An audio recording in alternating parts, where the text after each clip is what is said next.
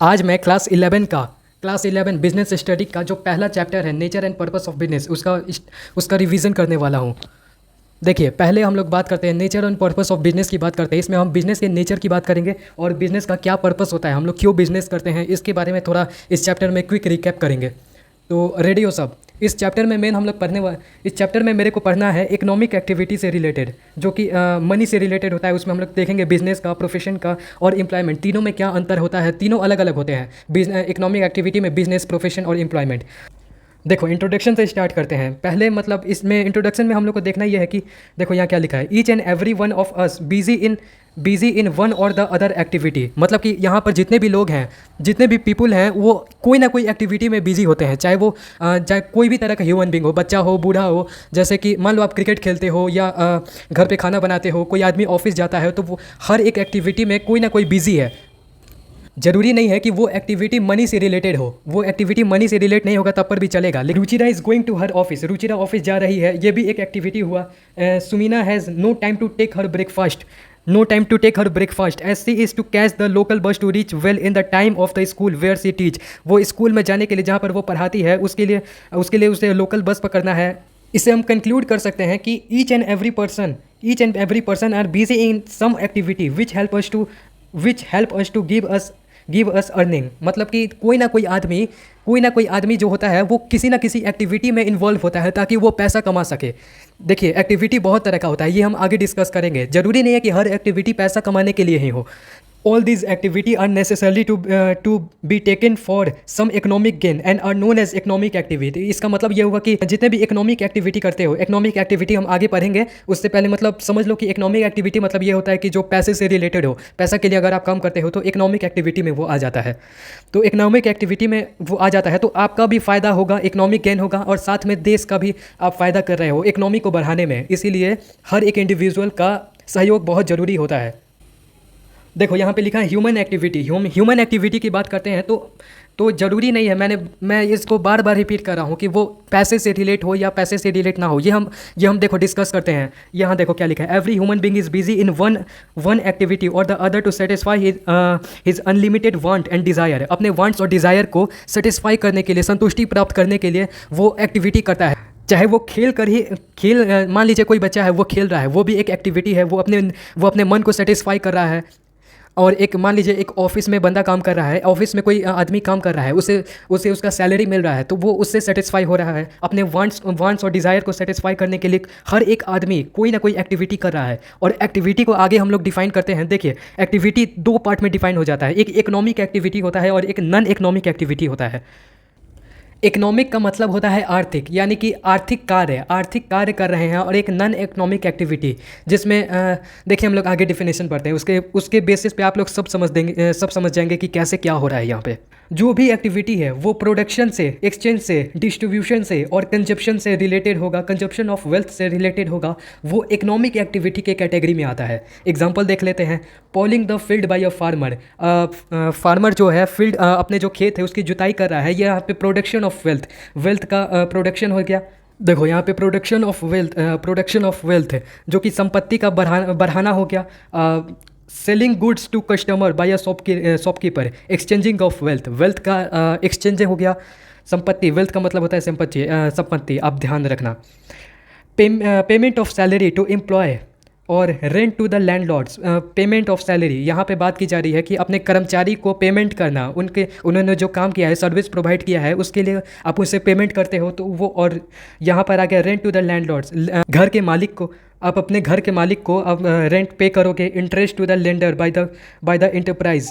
Distribution of wealth, ये जो है वेल्थ का डिस्ट्रीब्यूशन हो गया। और यहाँ पर आ गया वेयरिंग क्लॉथ को आप अगर वेयर करते हो तो वो कंजप्शन ऑफ वेल्थ। मतलब कि देखिए मान लीजिए प्रोडक्शन हो गया, प्रोडक्शन में आप प्रोड्यूस करते हो वेल्थ को, यहीं पे आपको एक्सचेंज हो गया, एक्सचेंज ऑफ वेल्थ होता है। यहाँ पे आप डिस्ट्रीब्यूट कर सकते हो वेल्थ को। यहाँ पे कंजप्शन, वेल्थ का सही से उपयोग कैसे, कंजप्शन आगे हम लोग देखेंगे, इस टॉपिक पे बात करेंगे। देखो यहाँ पे क्या लिखा है, economic activity are directly related to money. ये बहुत इंपॉर्टेंट पॉइंट है और यही की पॉइंट है जो कि इकोनॉमिक एक्टिविटी को डिफाइन करता है। इकोनॉमिक जो एक्टिविटी है वो डायरेक्टली रिलेटेड होता है मनी से। अगर उसमें मनी इंक्लूड नहीं है तो समझ जाना कि एक तरह से समझ जाना कि वो इकोनॉमिक एक्टिविटी के कैटेगरी में नहीं आता है। देखो मैंने पेज पलट लिया है, यहाँ पे आ गया है इकोनॉमिक एक्टिविटी का। हम समझते हैं इकोनॉमिक एक्टिविटी में हम लोग समझे हैं कि कैसे हम लोग उसमें क्या क्या आता है इकोनॉमिक एक्टिविटी में। मनी से रिलेट होता है, कैसे वेल्थ का डिस्ट्रीब्यूशन होता है, एक्सचेंज होता है, ये सब हम लोग देख लिए हैं। यहाँ पे नॉन इकोनॉमिक एक्टिविटी क्या होता है ये भी थोड़ा समझ लो। All those activity which are not related to production, exchange, distribution और कंजप्शन, जो कि हम लोग देखो यहाँ पे हम लोग पढ़े हैं कि जो भी एक्टिविटी था वो प्रोडक्शन, एक्सचेंज, डिस्ट्रीब्यूशन और कंजप्शन से रिलेट है। जो रिलेट करेगा वो इकोनॉमिक एक्टिविटी में आता है। तो यहाँ पे आपका नॉट लग गया, नॉन इकोनॉमिक एक्टिविटी आ गया। तो यहाँ पे आप समझ सकते हो कि जो भी कार्य प्रोडक्शन से, एक्सचेंज से, डिस्ट्रीब्यूशन से, कंजप्शन से रिलेटेड होगा तो यहाँ पे नॉन इकोनॉमिक एक्टिविटी आ जाएगा। बहुत सिंपल। नॉन इकोनॉमिक एक्टिविटी के बारे में क्या लिखा है देखो, non economic activity which are not perform to satisfy human want. अगर इच्छा तब आता है जब आप पैसा कमाते हो और उससे आपका डिज़ायर और वांट्स बढ़ता है। लेकिन यहाँ पे नॉन इकोनॉमिक एक्टिविटी में देखो, cannot, motive of non economic activity क्या होता है, not measure in terms of money. देखो यह क्या लिखा है, which cannot be measure in terms of money. जो नॉन इकोनॉमिक एक्टिविटी होता है वो मनी में मेज़र ही नहीं किया जाता है उसको। आप पैसे के लिए काम नहीं करते हो। जो ये एक्टिविटी हम लोग पढ़ रहे हैं नॉन इकोनॉमिक में, ये पैसे के लिए इसमें काम नहीं किया जाता है। इसका कुछ एग्जांपल देख लो, इसके बाद हम लोग आगे बढ़ते हैं। Nursing a child by a mother. अगर माँ अपने बच्चे को पालन पोषण करती है तो क्या वो पैसे के लिए होता है? नहीं, बिल्कुल नहीं होता है पैसे के लिए। और यहाँ देखो, प्लेइंग क्रिकेट फॉर एंटरटेनमेंट। अगर आप ग्राउंड पर जाते हो, क्रिकेट खेलते हो अपने दोस्तों के साथ, तो उसमें क्या पैसा इन्वॉल्व होता है? नहीं होता है, बिल्कुल नहीं। अगर आप भगवान के सामने प्रे करते हो मेंटल पीस के लिए, तो क्या वो आप पैसे के लिए करते हो? पैसे के लिए आप भगवान के पास जाते हो? नहीं, ऐसा बिल्कुल नहीं है, पैसे के लिए नहीं जाते हो। Serving a wife and husband toward each other.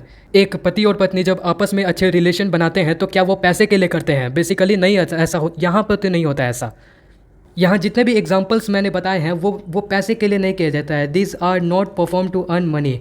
आप इकोनॉमिक एक्टिविटी से ये समझ सकते हो कि इकोनॉमिक एक्टिविटी में होता यह है कि आप पैसे के लिए काम करते हो, जॉब करते हो या नौकरी करते, जहाँ पर भी कुछ भी करते हो पैसे के लिए, तो वो इकोनॉमिक एक्टिविटी में आ जाता है। और जो नॉन इकोनॉमिक एक्टिविटी में आता है कि आप मेंटल पीस के लिए या किसी की हेल्प करने के लिए या साइकोलॉजिकल आप चाहते हो अटैचमेंट के लिए, ये सब अगर आप करते हो तो वो नॉन इकोनॉमिक एक्टिविटी में आता है, क्योंकि वो पैसे के लिए नहीं किया जाता है। चलिए आगे बढ़ते हैं।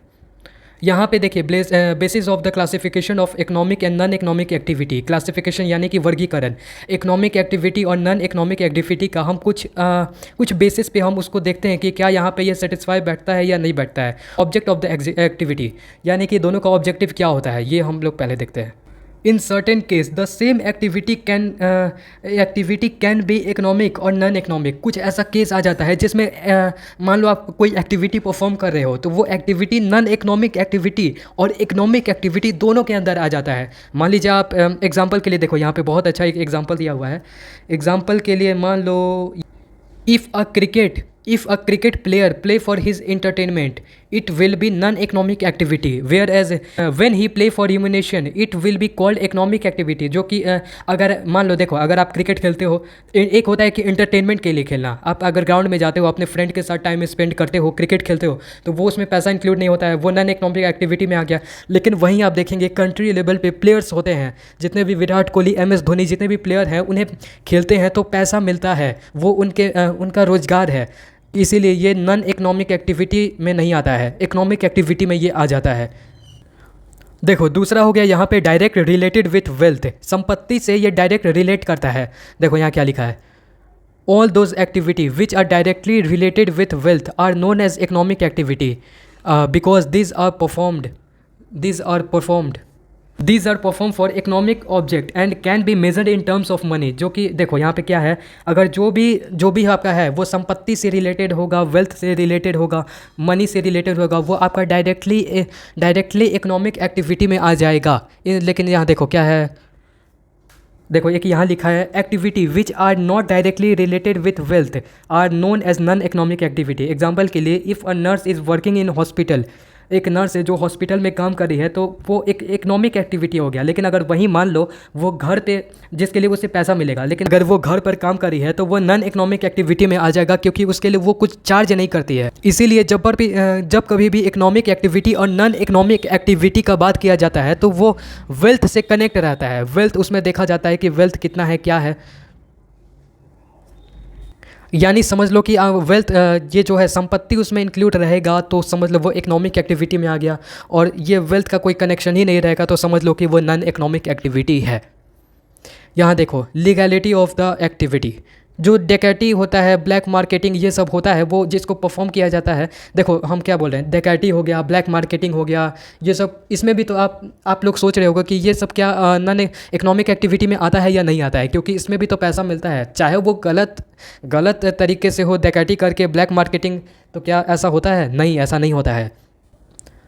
अगर आप कुछ गलत काम करके पैसा कमा रहे हो तो वो इकोनॉमिक एक्टिविटी में नहीं आएगा। देखो यहाँ क्या लिखा है, ये जो ब्लैक मार्केटिंग ये सब जितना भी है are perform in objective but this activity are illegal, ये इलीगल एक्टिविटी है, इसीलिए ये जितना भी मैंने आपको बताया ये गलत काम है। डकैती हो गया, ब्लैक मार्केटिंग हो गया, this all activity are term in non economic activity में सारा आ जाएगा ऑटोमेटिकली। इसीलिए हमेशा लीगल, अगर आप कोई काम कर रहे हो वो उसको लीगल तरीके से आप करोगे तभी आपका मान्यता मिलेगा कि हाँ आप कोई इकोनॉमिक वर्क कर रहे हो। देखो यहाँ पे कुछ बहुत डिफरेंस बताया गया है economic activity non economic activity के बीच में। देखो इकोनॉमिक एक्टिविटी में आ गया कि जो जिस तरह का भी एक्टिविटी आप कर रहे हो वो अंडरटेकिंग क्रिएटिंग ऑफ वेल्थ, वो अगर आपके संपत्ति को बढ़ाने में मदद कर रहा है लीगली तो वो इकोनॉमिक एक्टिविटी के कैटेगरी में आ जाएगा। और यहाँ देखो नॉन इकोनॉमिक में आ जाएगा, इस तरफ आ जाएगा जो कि आप साइकोलॉजिकल मोटिव से कर रहे हो, सोशल वर्क कर रहे हो, जिसमें आपका मतलब मनी से कोई रिलेटेड नहीं है। ये देखो एक बहुत अच्छा एग्जांपल दिया है, एक मैन है वो दो बच्चों को रोड क्रॉस करा रहा है, तो क्या वो पैसे के लिए कर रहा है? ज़रूरी नहीं वो पैसे के लिए कर रहा है, पैसे के लिए नहीं कर रहा है वो। ये देखो यहाँ पे एक और एग्जाम्पल दिया है नॉन इकोनॉमिक एक्टिविटी का, ये जो यहाँ प्रे कर रहा है भगवान के सामने, तो क्या ये पैसे के लिए कर रहा है? नहीं, बिल्कुल नहीं कर रहा है पैसे के लिए। तो ये क्या नॉन इकोनॉमिक एक्टिविटी में आ जाएगा? तो हाँ बिल्कुल आ जाएगा। कुछ एग्जांपल आप देख सकते हो, दोनों का एग्जांपल क्या हो सकता है। देखो नॉन इकोनॉमिक एक्टिविटी में एग्जांपल आ जाएगा वर्कर वर्किंग इन फैक्ट्री में काम कर रहा है, तो इसमें क्यों कर रहा है काम? पैसे के लिए, मनी के लिए। या डॉक्टर ऑपरेटिंग अ पेशेंट क्यों कर रहा है? वो उसका अपना में थोड़ी ना फ़ायदा है, या कुछ ऐसे सोशल वर्क थोड़ी ना कर रहा है, उसको भी तो पैसा चाहिए होगा तभी वो काम कर रहा है। और टीचर टीचिंग इन स्कूल, अगर टीचर है वो जो पढ़ा रहा है तो वो क्यों पढ़ा रहा है स्कूल में? वो पैसे के लिए कर रहा है। और यहाँ पर देखो नॉन इकोनॉमिक एक्टिविटी में आ गया house wife cooking food for her family, क्या आपकी मम्मी जब खाना बनाती हो तो क्या वो पैसे के लिए होता है? नहीं होता है, बिल्कुल नहीं होता है, ये इसमें no money included. A boy helping an old man cross the road, क्या मान लीजिए कोई बच्चा कोई लड़का है वो किसी बूढ़े की मदद कर देता है रोड क्रॉस करने में, तो वो क्या पैसे के लिए कर रहा है? नहीं कर रहा है, सोशल वर्क है, एक साइकोलॉजिकल मोटिव से कर रहा है। A person going to temple for offer his prayer, अगर वो मंदिर जा रहा है, कोई बंदा मंदिर जा रहा है, कोई आदमी, तो वो क्या पैसे उसमें इन्वॉल्व है? नहीं है, इसीलिए वो सिंपली आ जाएगा नॉन इकोनॉमिक एक्टिविटी में। बहुत सिंपल है, आप अपने से भी इसका ऐसे बॉक्स बना के एक तरफ इकोनॉमिक नॉन इकोनॉमिक एक्टिविटी और एक तरफ उसका लिख दीजिएगा लास्ट में एग्जाम्पल। बहुत सिंपल है, ऐसा आप कर सकते हैं। देखो यहाँ पर क्या लिखा गया है, work is worship, activity is the Joy of life. अगर एक्टिविटी अगर आप नहीं करते हो तो आपका लाइफ एक तरह से बेकार है, कोई काम का नहीं है। यहाँ पर थोड़ा हम आगे समझने का ट्राई करते हैं। अब देखो हम लोग बात कर रहे थे इकोनॉमिक एक्टिविटी का, ये हो गया इकोनॉमिक एक्टिविटी। अब देखो इकोनॉमिक एक्टिविटी में भी बहुत तरह का होता है। एक आ गया आपका ऑक्यूपेशन, आप पेशा, आपका पेशा क्या है? देखो बिजनेस हो गया, आप बिजनेस करके पैसा कमा सकते हो। आप प्रोफेशन, कोई प्रोफेशन करके पैसा कमा सकते हो, या एम्प्लॉयमेंट करके। मैं आपको इसका मतलब भी बताऊंगा। देखिए ये 3 तरीका होता है जिसके मदद से आप अपना मनी जनरेट कर सकते हो और आप इकोनॉमिक एक्टिविटी में इन्वॉल्व हो सकते हो। बिज़नेस से स्टार्ट करें, बिज़नेस से स्टार्ट करते हैं। देखिए बिज़नेस मतलब होता है व्यापार, सही मायने में बिज़नेस का मतलब होता है व्यापार। गुड्स को सेल्स करते हो तो वो कहाँ आ गया? देखिए ये शायद मेरा कैमरा हिल गया था। All those activity, production, purchase, sales of goods, service आप प्रोवाइड करते हो, तो ये आपका आ गया बिजनेस में। और क्यों करते हो? प्रॉफिट मोटिव के लिए। प्रॉफिट चाहिए, मेन होता है बिजनेस में प्रॉफिट। अगर किसी बिजनेस में प्रॉफिट होगा तभी वो बिजनेस ग्रो करेगा। बिजनेस में सबसे ज़रूरी होता है प्रोडक्शन और परचेज और सेल्स और गुड्स। अगर आप कोई चीज़ प्रोड्यूस करते हो, परचेज़ करते हो, कस्टमर परचेज़ करता है, सेल्स ऑफ गुड्स, अगर आपका मान लीजिए आपका दुकान है, वहाँ आपका सेल्स हो रहा है जिसके कारण आपका प्रॉफिट जनरेट हो रहा है। अगर आपका प्रॉफिट जनरेट हो रहा है तो ये आपका बिजनेस कैटेगरी में आ जाएगा, प्रोडक्शन एंड परचेज़। इसके पहले कि जब मैं प्रोफेशन की बात करूं और एम्प्लॉयमेंट की बात करूं, ये जो चार्ट है ये मैं बताना चाहूँगा। ये चार्ट जो है, अगर आप इस चार्ट को अच्छे तरह से देख लिए और समझ लिए तो आपका जो बिज़नेस का प्रोफेशन का और एम्प्लॉयमेंट का जितना भी प्रॉब्लम है वो एकदम सॉल्व हो जाएगा। एक ईजी मेथड से आप इसे समझ जाओगे। देखो यहाँ पे लिखा है प्रोफेशन। प्रोफेशन का मतलब क्या होता है? प्रोफेशन का मतलब होता है पेशा। Such jobs for the performance of which special ability are needed are called specific job और प्रोफेशन। यहाँ पर देखो एग्जाम्पल के लिए, अगर आप पहले मैं इसका मतलब बता देता हूँ। मान लीजिए मैं जहाँ बता रहा था कि मान लीजिए कोई एक पर्सन है, जैसे LLB हो गया, CA हो गया, चार्टर अकाउंटेंट हो गया, MBBS का मान लीजिए आप कोई डिग्री किया है, तो उसका मतलब हो गया कि वो जो पर्सन जो ये डिग्री किया है वो उसके पास एक स्पेशल एबिलिटी है, उस चीज़ का स्पेशल एबिलिटी है, स्किल है, और उसी स्किल का यूज करके वो पैसा अर्न कर सकता है, और इकोनॉमिक एक्टिविटी में अपना योगदान दे सकता है। और जिसे देखो यहाँ क्या लिखा है, performance of which special ability are needed are called profession. अगर कोई भी बंदा है जिसके पास कोई स्पेशल एबिलिटी या स्किल है जो वो सीखा है, तो वो जो कैटेगरी में आएगा वो प्रोफेशन आएगा, प्रोफेशन। एग्जाम्पल मैंने बता दिया कि LLB अगर आप लॉयर वाला किए हो तो यहाँ पर देखो MBBS का अगर आप किए हो तो, और या फिर CA चार्टर अकाउंटेंट का अगर आप किए हैं, आपके पास स्पेशल एबिलिटी है तो आप कर सकते हैं। सर्जन हो गया, साइकोलॉजिकल वो डॉक्टर होते हैं वो हो गया, वो प्रोफेशन आ गया। उनके पास एक स्पेशल एबिलिटी स्किल होता है जिसकी मदद से वो पेशेंट को या सर्विस प्रोवाइड करते हैं और वो अर्निंग करते हैं। और आगे देखते हैं एम्प्लॉयमेंट का सीधा सा मतलब होता है रोजगार, activity of people working regular for other. बस इतना अगर आप समझ गए ना तो एम्प्लॉयमेंट का आपका खेल हो गया। मान लीजिए कोई ऑफिशियल पर्सन है, वो ऑफिस जा रहा है तो उसे सैलरी मिलेगा, वो मंथली बेस पे वो दूसरे के लिए काम कर रहा है, वो अपने बॉस के लिए काम कर रहा है, और ये करेगा तब उसे सैलरी मिलेगा, और सैलरी मिलेगा तो वो इकोनॉमिक एक्टिविटी का पार्ट बन जाएगा। एक सिंपल एग्जांपल से समझो, देखो डॉक्टर सुमीना गुप्ता MD, ये एक डॉक्टर हैं, ये अपना केमिस्ट का दुकान खोल ली, ये बिज़नेस कर रही हैं। यहाँ दुकान से आप दवाइयाँ बेचकर ये बिज़नेस हो गया, यहाँ पे आपको प्रॉफिट होगा, प्रॉफिट अर्निंग होगा। यहाँ पे प्रोफेशन, इनके पास जो डॉक्टर हैं उनके पास एक MBBS का डिग्री की हैं, इसीलिए उनके पास एक स्पेशल स्किल है, और उसी स्किल का इस्तेमाल करके ये पेशेंट को ट्रीट करती हैं, और अपने प्रोफेशन के हेल्प से वो फ़ी चार्ज करती हैं और उनका प्रॉफिट होता है। और यहाँ तीसरा आ गया, जैसे कि एक गवर्नमेंट हॉस्पिटल में कोई एम्प्लॉय काम करता है, जो मान लीजिए यहाँ पर डॉक्टर सुमीना गुप्ता MD हैं, जो वो हॉस्पिटल में गवर्नमेंट के लिए काम करती हैं, और इन्हें सैलरी दिया जाता है मंथली बेस पे अगर उन्हें सैलरी मिलता है तो वो किस कैटेगरी में आ गया? एम्प्लॉयमेंट के कैटेगरी में आ गया। देखो चलो आगे देखते हैं। यहाँ पे ह्यूमन एक्टिविटी का बात किया गया है। देखो कितना अच्छा चार्ट बना के बताया गया है। ह्यूमन एक्टिविटी, कोई ना कोई आदमी होता है, वो किसी न किसी एक्टिविटी में, किसी न किसी काम में व्यस्त होता है, वो उसी को डिवाइड कर दिया गया economic activity, non economic activity में। अगर वो पैसे के लिए कोई काम कर रहा है, मनी के लिए कुछ कर रहा है, तो वो इकोनॉमिक एक्टिविटी में आ गया, और जो सोशल वर्क के लिए, साइकोलॉजिकल मेंटल पीस के लिए कर रहा है तो वो नॉन इकोनॉमिक एक्टिविटी में आ गया। ये सिंपल है। और देखो इतना आ गया, ये तो देखो इसका एग्जांपल दिया है, रिलीजियस हो गया, सर्विस टू द कंट्री को सर्व करना, या सोशल वेलफेयर के लिए आप कर सकते हो। ये आ गया नॉन इकोनॉमिक एक्टिविटी में, जिसमें आपका मनी रिलेट नहीं करता है। और यहाँ आ गया बिजनेस में क्या है? देखो इकोनॉमिक एक्टिविटी 3 पार्ट में हो सकता है। हम पैसा कमाने का 3 जरिया हो सकता है, या तो आप बिज़नेस करो, या तो आप प्रोफेशन करो, या तो आप एम्प्लॉयमेंट पर्सन हो। देखो बिज़नेस में आ गया, हम लोग ने जैसे बात की, बिज़नेस तो हम लोग समझ चुके हैं। देखो बिज़नेस में क्या होता है? मैन्युफैक्चरिंग गुड्स, प्रोडक्शन में आ गया, construction, road, transportation, banking and finance. ये जो है ये डायरेक्टली रिलेटेड तो नहीं है, लेकिन इनडायरेक्टली, जैसे कि बैंक है, फाइनेंस है, इनडायरेक्टली एक्सचेंज में कैसे हम लोग पहले बात किया था, एक्सचेंजिंग ऑफ वेल्थ में बैंकिंग और फाइनेंस भी आ जाता है। ये इसका मतलब कि ये जो बिजनेस में बैंकिंग और फाइनेंस है ये इनडायरेक्टली हेल्प करता है।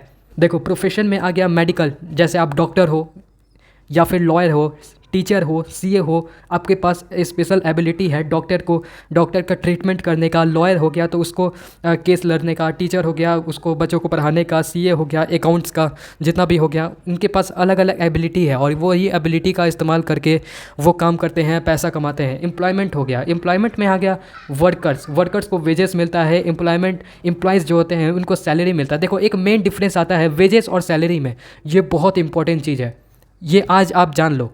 दोनों जो होता है वो एम्प्लॉयमेंट के कैटेगरी में आता है। देखो जितने भी वर्कर्स होते हैं जो डेली बेस पे काम करते हैं, वो हावर्स के बेस पे, आप मान लो कि वर्कर होते हैं, वो लेबर होते हैं जो डेली बेस पर काम करते हैं, घंटे के हिसाब से पैसा लेते हैं। मान लीजिए एक दिन का काम किए तो 400-500 ऐसा वेजेस लेते हैं। वो वेजेस में आ गए जितने वर्कर्स होते हैं। और जितने भी गवर्नमेंट एम्प्लॉय हो गया, ऑफिस में जितने काम करते हैं, जो मंथली बेस पे सैलरी पैसा लेते हैं उसे सैलरी कहा जाता है, और जो डेली बेस पर पैसा लेते हैं उसे वर्कर्स वेजेस कहा जाता है।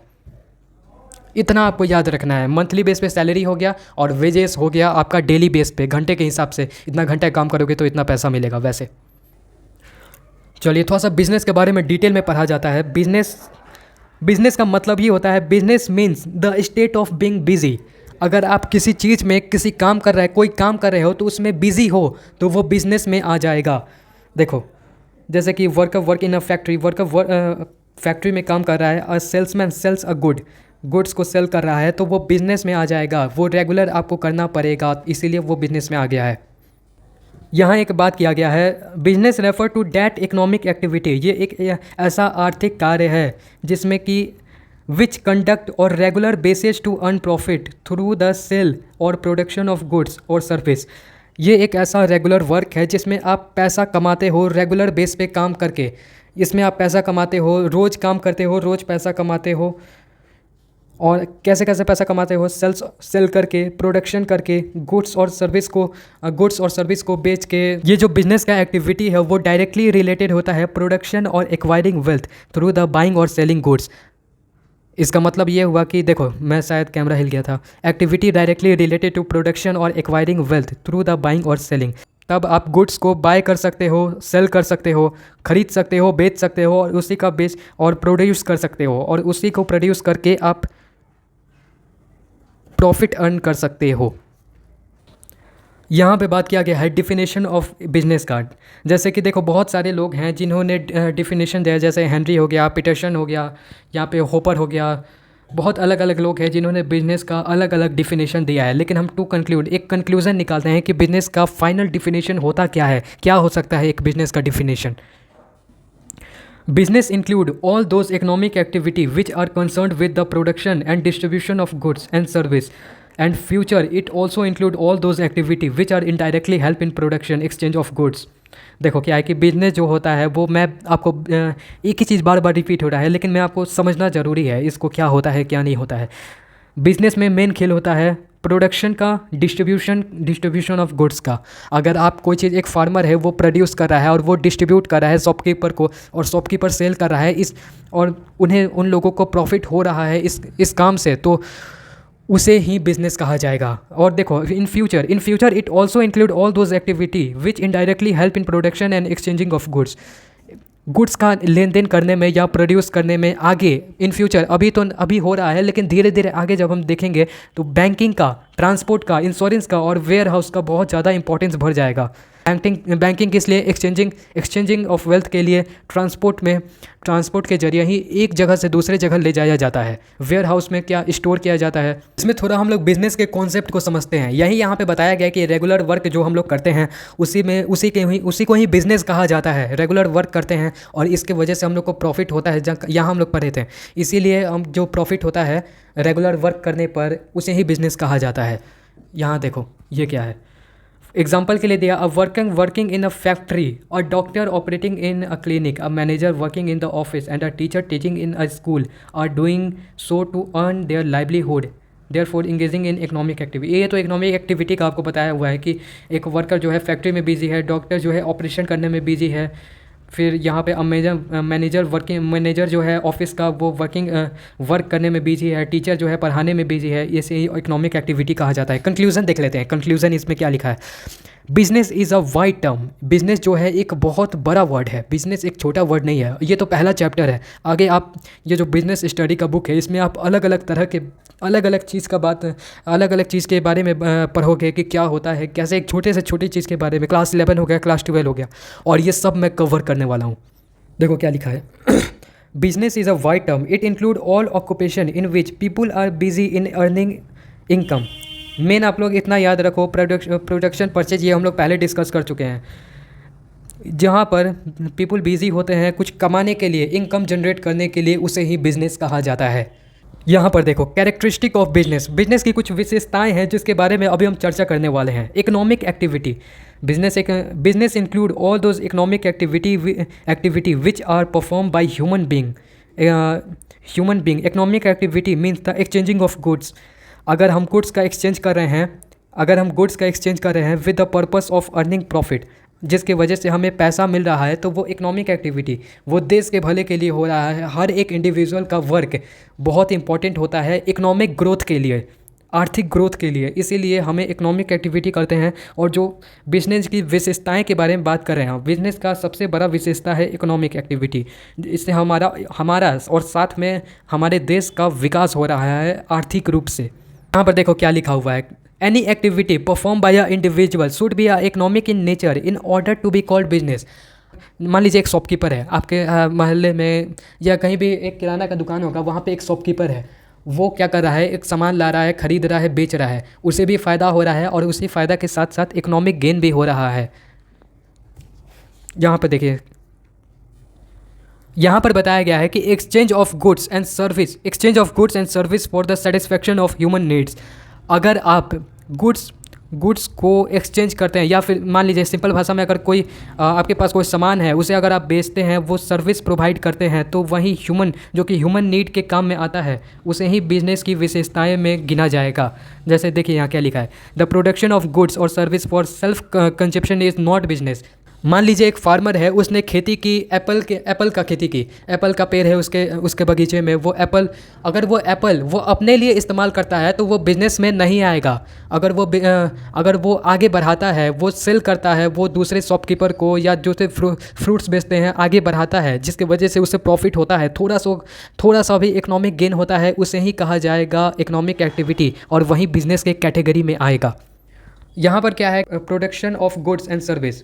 यहाँ पर क्या लिखा है, इंडिविजुअल परचेज अ थिंग और service for his personal use activity. यही बात किया गया है यहाँ पर भी कि अगर वो अपने लिए इस्तेमाल करता है, जो मान लीजिए कोई फार्मर है, अपने खेत में कुछ प्रोड्यूस करता है और वो सेल्फ कंजप्शन करता है, वो अपने लिए उसे इस्तेमाल करता है घर के लिए, तो वो बिज़नेस में नहीं आएगा, उसे बिज़नेस नहीं कहा जाएगा। ये आपको याद रखना है, ये आपको MCQ में आ सकता है, बहुत इंपॉर्टेंट बात है। यहाँ देखो क्या लिखा हुआ है 4th नंबर पे, dealing in goods and service on regular basis. अगर आप in reality, business is the economic activity which is done regularly. पहले हम लोग ने बात किया है कि बिजनेस को अगर आप रेगुलर बेस पे करते हो, या वो बड़ा बिजनेस हो या छोटा बिजनेस हो, अगर आप उसे रेगुलर नहीं करते हो तो आपको लॉस होगा, और अगर आपको लॉस होता है तो वो बिज़नेस का बहुत चांस है कि वो बिज़नेस डूब जाएगा। बार बार मतलब कंसिस्टेंट नहीं रहते हो, बीच में मान लीजिए आप 4 दिन गैप लेते हो, 2 दिन काम करते हो, फिर 2 दिन गैप लेते हो, फिर 4 दिन काम, ऐसे नहीं होता है। रेगुलर आप बेसिस पे अगर आप कोई काम करते हो जिसके वजह से आपको प्रॉफिट होता है, या देखो dealing in goods and service in regular basis. एक बिजनेस का सबसे बड़ा विशेषता ये है कि आपको गुड्स का और सर्विस का रेगुलर बेसिस पे एक्सचेंज करना पड़ेगा। एक कस्टमर और एक जो शॉपकीपर होता है, अगर मान लीजिए एक शॉपकीपर है, वो अपने कस्टमर को सेल करता है जिसकी वजह से प्रॉफिट होता है, ये जो चीज़ है वो रेगुलर बेसिस पे रहेगा। एक एग्जांपल दिया है बहुत, a person sell his old scooty and purchase a new scooty. ये देखो यहाँ पर ये कहना चाह रहा है कि एक पर्सन है, जो एक आदमी है जो अपने ओल्ड स्कूटी, उसके पास पुराना एक स्कूटी था, उसे बेचकर एक नया स्कूटी खरीद लेता है। तो क्या ये एक बिज़नेस है जिससे उसे थोड़ा सा प्रॉफिट हुआ? तो क्या ये बिज़नेस में आएगा? नहीं आएगा, बिल्कुल नहीं आएगा। क्यों नहीं आएगा? इसलिए नहीं आएगा क्योंकि वो एक बार कर रहा है। अगर वही मान लो वो हर एक स्कूटी डेली बेचे तो वो बिज़नेस में आ जाएगा, क्योंकि उसके वजह से उसका प्रॉफिट हो रहा है। लेकिन इसमें क्या है, ये एक सिंपल सा सिनेरियो है कि एक पर्सन अपना स्कूटी बेच रहा है और उसे न्यू स्कूटी परचेज़ कर रहा है, तो इसमें कैसे बिजनेस आ गया, कहाँ इकोनॉमिक गेन हुआ? यहाँ देखो, profit earning, the main purpose of business in earning profit. Business इसी पे चलता है कि आपको प्रॉफिट हो ही हो। अगर आप प्रॉफिट में नहीं हैं तो आपका बिजनेस आगे नहीं बढ़ेगा, ग्रोथ नहीं करेगा। Earning profit is the main purpose of business. यही एक मेन पर्पस होता है, मेन कार्य होता है बिजनेस को चलाने का। अनसर्टेनिटी और रिटर्न्स, यानी कि बिजनेस एक ऐसा चीज़ है जिसमें no one knows the profit and loss of the business. मतलब कोई नहीं जानता है कि बिजनेस को प्रॉफिट होगा, लॉस होगा। ये एक अनसर्टेनिटी है, कभी उतार चढ़ाव ये सब लगा रहता है, और यही बिजनेस की खूबी है। खूबी इसलिए है क्योंकि आप अगर देखोगे, प्रोफेशन हो गया या एम्प्लॉयमेंट हो गया, इसमें आपको ऐसा नहीं देखने को मिलेगा। लेकिन बिजनेस एक ऐसा चीज़ है जिसमें उतार चढ़ाव लगा रहता है, और आप इसे रोक भी नहीं सकते हो। कभी कभी नेचुरली कुछ ऐसा कारण आ जाता है जिसके वजह से अनसर्टेनिटी का केस आ जाता है। एलिमेंट ऑफ रिस्क, रिस्क बहुत सारा होता है। Some risk is the main element of business. कुछ ऐसे रिस्क होते हैं जो कि देखो यहाँ पे एग्जांपल दिया हुआ है। Change in the customer taste. मान लीजिए एक कस्टमर है, वो एंड्रॉयड का फ़ोन यूज़ करता है, लेकिन वो अब से जो कि आपके शॉप पर मिलता है, लेकिन आपके शॉप पर एप्पल का फ़ोन नहीं मिलता है और उसे एप्पल का फ़ोन चाहिए, और आपके दुकान से वो एंड्रॉयड का फ़ोन क्यों खरीदेगा? वो खरीदेगा एप्पल का फ़ोन, क्योंकि उसे एप्पल का फ़ोन चाहिए, इसीलिए वो दूसरे के दुकान पर चल जाएगा। इसीलिए यहाँ पर दिया गया है, अगर जो कंज्यूमर है जो आपके दुकान से ख़रीदता है, उसका अगर मूड ही बदल जाए तो कुछ हो ही नहीं सकता है। कोई एक नया मार्केट में फ़ैशन आ गया, मान लो कोई एक नया फ़ैशन आ गया जिसकी वजह से पूरा आपका बिजनेस ठप पड़ जाता है, ऐसा होता है बहुत बार। Changing is the method of production, strike and lockout in the work place, increasing competition. अगर कॉम्पिटिशन बढ़ता है तो रिस्क भी बढ़ेगा, रिस्क एलिमेंट ऑफ रिस्क भी इंक्रीज होगा। यहाँ देखो क्या लिखा है, कॉम्पिटिशन इन मार्केट, मार्केट में कॉम्पिटिशन अगर बढ़ जाता है, फायर अगर आग लग जाता है, आज चोरी हो जाता है, किसी आपके एम्प्लॉय का एक्सीडेंट हो जाता है, या नेचुरल कुछ ऐसा कारण हो जाता है, उसके कारण भी एक बहुत बड़ा रिस्क होता है बिजनेस में, जो कि आपको एम्प्लॉयमेंट और ये मैंने क्या बताया प्रोफेशन, इनमें नहीं देखने को मिलेगा। देखो क्या क्या यहाँ पे the following reason of risk, reason हम लोग देख लेते हैं यहाँ पे रिस्क का क्या क्या रीज़न होता है। Change in the taste of consumer, यहाँ पे मान लीजिए आपका मूड ही बदल गया, जो आपके दुकान से परचेज़ कर रहा है तो उसका आप कुछ कर ही नहीं सकते हो। Change in the demand of good and service, यही चीज़ यहाँ पर समझाया गया है कि मान लो अगर आपका डिमांड मार्केट में कुछ और है, लेकिन अब आप बेच कुछ और रहे हो, तो ये एक रिस्क का बात हुआ कि नहीं हुआ। ट्रेड साइकिल ये भी हो सकता है, क्योंकि ट्रेड साइकिल में ये हो सकता है, मान लीजिए एक नेचुरल कारण से हम लोग समझते हैं, मान लीजिए फायर हो गया, चोरी हो गया, एक्सीडेंट हो गया, या कुछ भी हो गया, नेचुरल डिजास्टर हो गया, अर्थक्वेक आ गया, सुनामी, मतलब कुछ भी हो गया जिसकी वजह से आपका ट्रेड साइकिल जो कि आप व्यापार कर रहे हो उसमें प्रॉब्लम आ गया, तो ये एक रिस्क में आता है। Sudden change in the policy of the government, मान लो गवर्नमेंट ने एक कुछ ऐसा नया रूल बना दिया जिसकी वजह से आपका बिजनेस आगे नहीं बढ़ पा रहा है, तो वो भी एक रिस्क में आ गया कि हाँ ऐसा नहीं होना चाहिए, एक सही सा पॉलिसी आएगा तभी अपना बिजनेस चलेगा। क्रिएशन ऑफ यूटिलिटी, फिर यहाँ पर आ गया आपका business is an art and science both, wide scope, entrepreneurship, human activity, यहाँ पे economic activity, human economic activity, ये सब मैं इस सब का कंक्लूजन दिया है, मैं आपको समझा दूंगा एक बार में। लेकिन ये जो एक बहुत ही इंपॉर्टेंट बात है यहाँ पर है, देखो क्या लिखा है, business is an art and science both. ये एग्जाम में बहुत आता है कि बिजनेस, ये आप एक्सप्लेन कीजिए कि एक जो बिजनेस होता है वो आर्ट और साइंस कैसे हो सकता है, इसको आपको एक्सप्लेन करना पड़ेगा। देखो यहाँ पे कैसे बताया गया है, business is an art because it require personal ability, experience and understanding. मान लीजिए अगर आप बिज़नेस करने बैठे हो तो आपको भी तो समझ होना चाहिए कुछ ना कुछ बिज़नेस का, सब चीज़ आपके पैसे पे, या मतलब ऐसे अचानक थोड़ी ना हो जाता है, आप में भी थोड़ा सा दिमाग होना चाहिए, एक स्किल होना चाहिए, कुछ एबिलिटी होना चाहिए, एक्सपीरियंस होना चाहिए बिज़नेस में, जिसके मदद से आप कुछ अंडरस्टैंडिंग होना चाहिए, समझ होना चाहिए बिज़नेस को कैसे आगे बढ़ाया जाता है। ये एक आर्ट में आ जाता है जो कि एक नेचुरल चीज़ है। और अदर साइड में हम लोग देख लेते हैं science, business is a science, business एक कैसे साइंस हो सकता है, ये certain principle and law object like science. देखो साइंस में हम लोग क्या देखते हैं, कुछ प्रिंसिपल होता है, लॉ होता है, रूल होता है, उसी के हिसाब से हमें काम करना पड़ता है। और वहीं बिज़नेस में देखिए, बिज़नेस में भी कुछ ऐसे गवर्नमेंट के तरफ से या ये जो इंटरनेशनल बिज़नेस के जो ऑर्गेनाइजेशंस हैं उनके तरफ से रूल बनाया हुआ है, उसी के अंडर रहकर आपको काम करना पड़ता है। कुछ सर्टेन प्रिंसिपल है, लॉ है, रूल है, अगर आप ऐसा नहीं करते हो तो बिज़नेस वो नहीं माना जाएगा, वो इनलीगल हो जाएगा।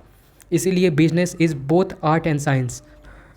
जब हम कंक्लूज़न की तरफ बढ़ते हैं इन सब चीज़ के बाद, जब यहाँ पर देखो क्या लिखा हुआ है कि the economic activity, the production of goods and service, sale और exchange of goods and service, यहाँ लिखा हुआ है for satisfaction of human need, profit earning, element of risk. Business में ये सब बना रहता है। देखो सेल्स ऑफ गुड्स ये आपको करना पड़ता है, इकोनॉमिक एक्टिविटी में जैसे कि हम लोग यहाँ पे बात किए एलिमेंट ऑफ रिस्क पहले, या कि देखो इकोनॉमिक एक्टिविटी हम लोग डिस्कस कर चुके हैं। यहाँ पे देखो प्रोडक्शन ऑफ गुड्स और सर्विस को हम लोग समझ चुके हैं कि प्रोडक्शन एक्सचेंज ये सब बहुत ज़रूरी होता है बिज़नेस के लिए, बिज़नेस को आगे बढ़ाने में ये सब काम आता है। यह देखो ह्यूमन नीड्स का भी बहुत ज़रूरत होता है, ये हम आगे डिस्कस करेंगे, ये मैं रख लेता हूँ। प्रॉफिट अर्निंग के मोटिव से हम लोग बिज़नेस करते हैं, इसमें कोई दोहराई नहीं है। प्रॉफिट अगर नहीं होगा तो वो बिज़नेस आगे नहीं बढ़ेगा या थोड़ा सा भी ग्रोथ नहीं करेगा। प्रॉफिट इसीलिए बिज़नेस का होता ही ये है कि प्रॉफिट आपको चाहिए। जैसे कैसे मैंने बताया, एम्प्लॉयमेंट, अगर कोई एम्प्लॉय है तो उसे सैलरी चाहिए होता है, बिना सैलरी के वो काम नहीं कर पाएगा और वो एम्प्लॉय अपना जॉब छोड़ देगा, ये जो भी है। वैसे ही बिज़नेस में होता है कि अगर आपको प्रॉफिट नहीं है तो आप बिना प्रॉफिट के बिज़नेस नहीं कर सकते हो।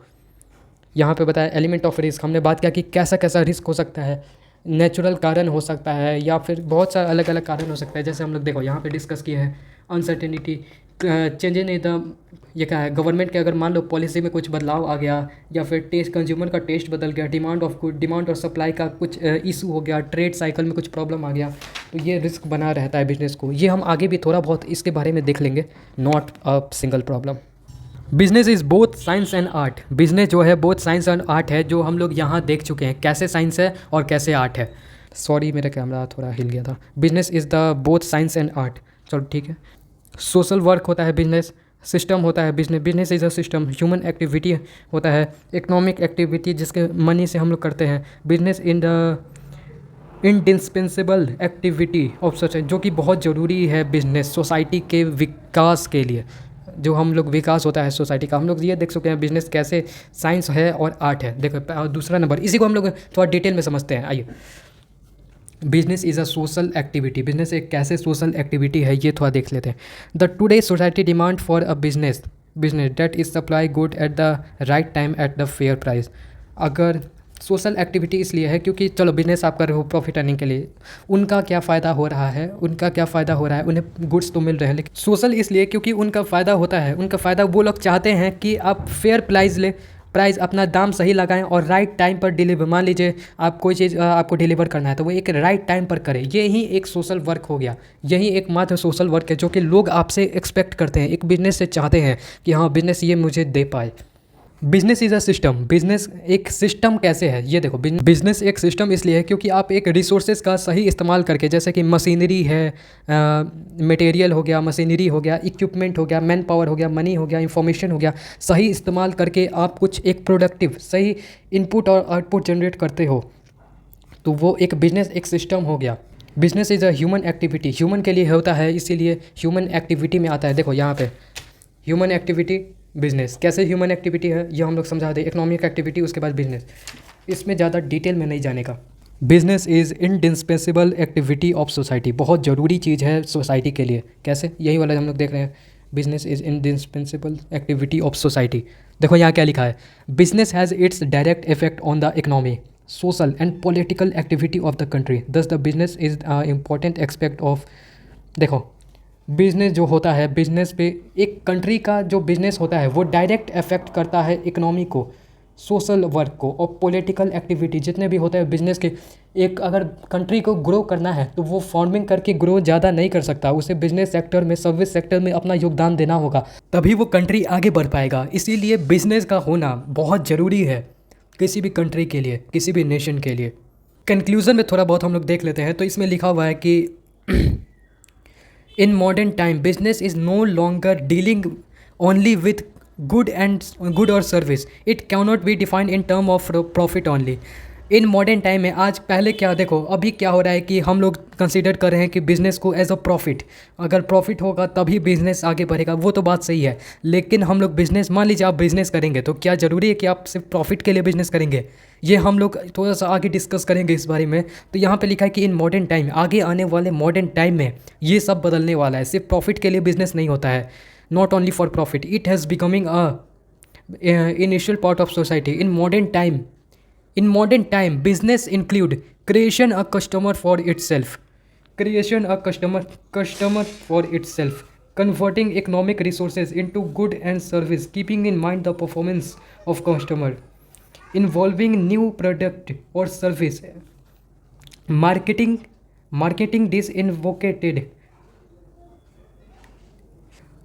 this innovative product and service so that this can reach the customer। अगर मार्केट में, इसका मतलब ये है कि मार्केट में इनोवेशन होगा, नया नया आप एक्सपेरिमेंट होगा, इनोवेशन होगा, नया नया टेक्निक आएगा, तभी बिजनेस का विकास हो पाएगा। ये मैं मॉडर्न टाइम का बात कर रहा हूँ। Creating a customer for it self, creating a customer, ये ज़रूरी नहीं है कि आपको हमेशा प्रॉफिट के बारे में सोचो। कभी कभी देखते हैं कि हम लोग थोड़ा सा प्रॉफिट मार्जिन कम करके भी कस्टमर को मतलब परचेस करने देते हैं। ऐसा क्यों होता है कि हाँ वो हमसे बना रहे, हमारे बिजनेस के साथ वो जुड़ा रहे। ऐसा आपने बहुत बार शॉप में देखा होगा। Converting economic resources into good and service, keeping in mind the performance of customer, ये बहुत इंपॉर्टेंट चीज़ है। मैं इसके बारे में स्पेशल आगे मैं डिस्कस करूँगा। देखिए आगे यहाँ पे बिज़नेस का पहले प्रोफेशन ये सब हम लोग डिस्कस कर लेते हैं, उसके बाद हम लोग बिज़नेस को एक अच्छे तरह से थोड़ा सा पढ़ेंगे। की पॉइंट रिमाइंडर आप ये इसमें थोड़ा सा ध्यान दे सकते हो कि क्या क्या की है, वही सब बताया हुआ है जो कि मैंने अभी बोला ना, वही सब इसमें अच्छा से समरी करके दिया हुआ है। चलिए बिज़नेस की बात तो हो गई, अब आते हैं प्रोफेशन में। प्रोफेशन मतलब होता है पेशा। पेशा हम लोग सब जानते हैं कि प्रोफेशन मतलब होता है पेशा। जो चीज़ आपका स्किल है, वो जो चीज़ आपका नेचुरल एबिलिटी है या जो आप चीज़ सीखे हैं उसको उसको इम्प्लीमेंट करके, उसका इस्तेमाल करके अगर आप मनी जनरेट करने में सक्षम हो, अगर आप मनी जनरेट कर रहे हो तो आप समझ लो कि आप प्रोफेशन कर रहे हो, ना कि बिजनेस और एम्प्लॉयमेंट। यहाँ देखो प्रोफेशन का डिफिनेशन दिया है, जो मैंने अभी बोला वही दिया होगा। देखिए profession refer to that economic activity which is conducted by a person, एक ऐसा इकोनॉमिक एक्टिविटी है जिसको एक पर्सन के, ऐसे पर्सन के थ्रू कंडक्ट किया जाता है, हैविंग सम स्पेशल नॉलेज, उसके पास कोई स्किल या स्पेशल नॉलेज हो। जैसे कि हम लोग बात कर रहे थे पीछे एमबीबीएस का, सीए का, चार्टर्ड अकाउंटेंट का। क्या क्या ये बताओ, जब आप एजुकेटेड होते हो, 12th क्लास तक आप पढ़ते हो, तो क्या ज़रूरी क्या आप चार्टर्ड अकाउंटेंट के बारे में जानते हो? चार्टर्ड अकाउंटेंट का जितना भी क्या वो लोग करते हैं, या एमबीबीएस में जो होता है वो नहीं जानते हो? क्यों नहीं जानते हो? क्योंकि उनका एक स्पेशल स्किल होता है, उसे सीखना पड़ता है, special knowledge and skill which is important, which is imperial to serve various sector of the society. अलग अलग सेक्टर में योगदान देने के लिए ये बहुत ज़रूरी होता है। यहीं लिखा हुआ है प्रोफेशन का डिफिनेशन। यहाँ पर भी प्रोफेशन का डिफिनेशन अलग अलग लोगों के थ्रू दिया गया है। पेशा, पेशा क्या होता है उस, ये तो हम लोग डिस्कस कर लिए। ये देखो थोड़ा सा हम लोग कंक्लूज़न की तरफ बढ़ते हैं, क्योंकि ज़्यादा डीप में जाने से क्या होगा कि कन्फ्यूज़न बढ़ता है।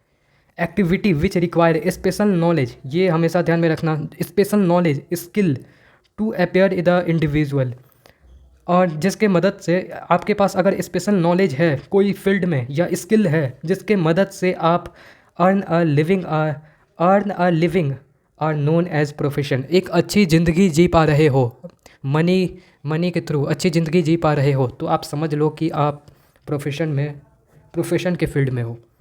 कैरेक्टरिस्टिक ऑफ प्रोफेशन में ये बहुत अलग अलग लोगों के थ्रू दिया गया है कि इन्होंने क्या किया। प्रोफेसर डेल्टन, इनके थ्रू क्या दिया गया। फिर well defined and organise body क्या होता है, ये सब हम लोग, ये आप लोग डिटेल में इसको थोड़ा सा एक बार रीड कर सकते हैं, लेकिन मैं थोड़ा कंक्लूज़न की तरफ बढ़ता हूँ। कंक्लूज़न में क्या कर रहा है, ये सब तो ठीक है कि हाँ ये सब दिया गया, अलग अलग चीज़ दिया गया है। जैसे कि एक बार दिखा देते हैं, entry restricted by qualification, qualification क्या है, एथिकल कोड ऑफ कंडक्ट क्या होता है, क्वालिफिकेशन इसमें क्या लगता है, फिर नेशनल बॉडी में क्या ये इंपॉर्टेंट होता है, फिर service over the economic consideration, इसको रख के क्या किया जाता है, फिर dominance of the service motive, क्या सर्विस मोटिव के थ्रू आप प्रोफेशन करते हैं, ये सब दिया गया है। लेकिन हम लोग कंक्लूजन की तरफ बढ़ते हैं। इन कंक्लूजन देखो कंक्लूजन में क्या है। In conclusion it can be said that under profession a man after training and long experience acquiring proficiency with which the imperially serve different sector of the society. अगर आपके पास एक knowledge है, अगर skill है, तो आप अलग अलग सेक्टर में अपना वो नॉलेज का इस्तेमाल करके अर्न कर सकते। जैसे कि आप एम्प्लॉयमेंट की बात कर रहे हो, जैसे कि मैं बात करता हूँ सीए का। सीए का ज़रूरत कहाँ होता है? सीए का ज़रूरत कहाँ होता है? एक बिज़नेस, मान लो एक हम बिज़नेस की बात करते हैं, प्रोफेशन से, प्रोफेशन कैसे रिलेटेड है सीए से। देखो प्रोफेशन, बिजनेस और सीए कैसे आपस में रिलेटेड है। जैसे एक बिज़नेस है, बहुत बड़ा बिज़नेस है, उसको मैनेज करने के लिए एक चार्टर अकाउंटेंट चाहिए होता है, जो आपके अकाउंट के काम को रेगुलरली मेंटेन करके रखे। वैसे ही मान लो अगर आप कोई सर्जन है या कुछ सर्जन है या कोई हेल्थ स्पेशलिस्ट है, तो आप एक हॉस्पिटल में जुड़े हुए, गवर्नमेंट के साथ जुड़ के काम कर रहे हो, और आपने जो स्किल सीखा है उसके मदद से आप गवर्नमेंट को हेल्प कर रहे हो, और जो गवर्नमेंट है आपको सैलरी दे रहा है मंथली। तो वो देखो कैसे बिजनेस अलग अलग हो गया, बिजनेस हो गया, प्रोफेशन हो गया, एम्प्लॉयमेंट हो गया, आपस में कनेक्ट हो गया ना एक एग्जांपल से। वैसे ही देखिए आगे देखते हैं, जहाँ पे बताया गया है कि difference between business and profession. Profession और बिजनेस में अंतर क्या होता है, ये बहुत ज़्यादा ज़रूरी क्वेश्चन है कि हम लोग ये तो पढ़ लिए कि हाँ बिजनेस में ऐसे होता है, प्रोफेशन में ये ऐसे होता है। देखो कुछ ऐसे बेसिस हैं जिसको कवर करके हम लोग ये समझ सकते हैं कि बिजनेस क्या होता है और प्रोफेशन क्या होता है। देखो पहले आ गया professional body. The members of the professional body is compulsory in case of profession but the business man not be the member of any such organisation. अगर आपको एक प्रोफेशन में काम करना है तो एक प्रोफेशनल बॉडी के थ्रू आपको एक ऑर्गेनाइजेशन से, अगर आपको ज़्यादा लॉन्ग टर्म में प्रॉफिट चाहिए या बहुत ऊंचे दर्जे का कुछ बनना है तो आपको एक किसी ऑर्गेनाइजेशन के थ्रू आपको पार्ट बनना पड़ेगा। वहीं बिज़नेस में ऐसा नहीं है। एक शॉपकीपर जो होता है ज़रूरी नहीं है कि वो बिज़नेस में किसी का पार्ट बने या मेंबर बिज़नेस में किसी का पार्ट बने तभी काम करेगा, ऐसा नहीं चलता है। प्रोफेशन में ऐसा होता है लेकिन बिज़नेस में ऐसा नहीं होता है, ये बस ध्यान में रखना। स्पेशलाइज एजुकेशन क्या प्रोफेशन के लिए अलग होता है, बिजनेस के लिए अलग होता है, ये थोड़ा सा हम लोग देख लेते हैं। A profession require specialised knowledge and training about the concern field but the businessman must have knowledge of different field such as production, marketing and finance. ये सिंपल सा आप एक बात समझ लो। प्रोफेशन में हम लोग ने क्या डिस्कस किया, तो प्रोफेशन का क्या डिफिनेशन होता है। प्रोफेशन में होता है कि अगर कोई पर्सन है उसके पास कोई स्पेशल एबिलिटी है या स्किल है, उसका इस्तेमाल करके वो आगे क्या कुछ करता है, आगे का कुछ करता है। तो यही जो एजुकेशन हुआ ना, एजुकेशन में यही आएगा। जैसे कि एमबीबीएस का डिग्री हो गया, सीए का हो गया, एलएलबी का हो गया, लॉयर वाला हो गया, ये सब जो डिग्री है ये एजुकेशन में आता है। ये आपके पास होना ही चाहिए। अगर आपको एक प्रोफेशन हो, आप एक प्रोफेशन के थ्रू काम कर रहे हो तो आपके पास ये होना ही चाहिए। विदाउट एजुकेशन आप विदाउट एमबीबीएस किए हुए आप सर्जन नहीं बन सकते हो, ये नहीं हो सकता है, नॉट पॉसिबल।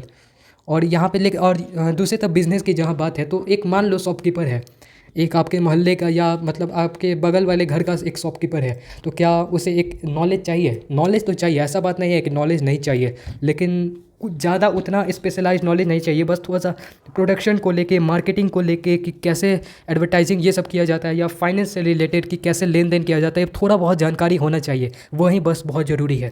रिवॉर्ड्स की बात करें, एजुकेशन हम लोग देख लिए, प्रोफेशन देख लिए, प्रोफेशनल देख लिए क्या होता है, एजुकेशन देख लिए, रिवॉर्ड थोड़ा इसके बारे में जानकारी ले लेते हैं। Professional charge fee for their service, reminder to the client, earning of businessman are known for profit, business are carried only mainly earning profit. देखो जब आप प्रोफेशनल बन जाते हो तो आप फ़ी चार्ज करते हो। जैसे कि एक साइकोलॉजिस्ट एक्सपर्ट है, उसके पास जब पेशेंट जाता है तो आप जैसे कि मान लीजिए डॉक्टर के पास जाते हैं, डॉक्टर के पास जाते हैं तो डॉक्टर आपसे पहले क्या बोलता है कि हाँ अच्छा चलिए हम आपको देखने का, उसके डॉक्टर फ़ी लेता है कि नहीं लेता है? डॉक्टर फ़ी लेता है। वो मतलब वो उसका अर्निंग का सोर्स ही है कि हाँ वो फ़ी लेके काम करेगा, आपको सर्विस प्रोवाइड करेगा। लेकिन बिज़नेस में होता है कि बिज़नेस में प्रॉफिट देखा जाता है, देखिए क्या लिखा है, earning of business are known as profit. अगर बिज़नेस में अर्निंग हो रहा है और प्रॉफिट हो रहा है तो उसे business carry only meaning earning profit. Business में हमेशा कैरी किया जाता है अर्निंग प्रॉफिट को। अगर प्रॉफिट हो रहा है बिजनेस में तो वो आपका रिवॉर्ड है। अगर आप रिस्क टेकिंग एबिलिटी आप में है और आप प्रॉफिट में जा रहे हो तो समझ लो कि आपको रिवॉर्ड मिल रहा है। इतना मैंने डिटेल में बता दिया, लेकिन मेनली यही समझो कि रिवॉर्ड में होता है प्रोफेशनल, एक प्रोफेशन में जो काम करता है वो फ़ी चार्ज करता है, और जो बिजनेसमैन है वो अपना प्रॉफिट निकालता है सेल बेच कर या प्रोडक्शन करके उसे बेचता है, उसे प्रॉफिट निकालता है। बस इतना ही याद रखो। कोड ऑफ कंडक्ट यानी कुछ रूल्स या गाइडलाइन होता है क्या इन दोनों में, इस बात में थोड़ा सा देख लेते।